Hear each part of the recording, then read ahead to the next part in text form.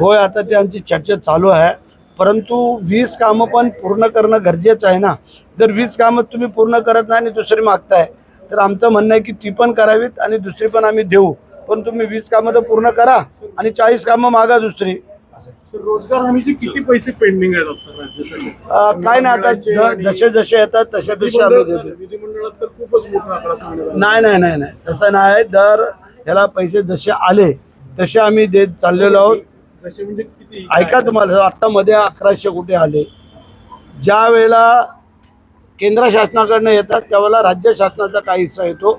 असे मिळून आता जवळजवळ 1400 कोटी रुपये आम्ही आता वाटले आणि जे काय आता थोडे राहिलेत 1000-1200 कोटीच्या आसपास असू शकतात, ते पण आम्ही घेऊन येऊन ते पण देणार. कारण काय आहे, काही KYC असेल, हे असेल, त्या काही अडचणी आहेत, त्या सगळ्या गोष्टीसाठी ह्या अडचणी आल्यात, बाकी काही नाही आहे. आणि मजुरांचे पैसे तर त्यांच्या डायरेक्ट खात्यामध्ये जातात, ते तर पैसे काय थांबत नाही आहेत.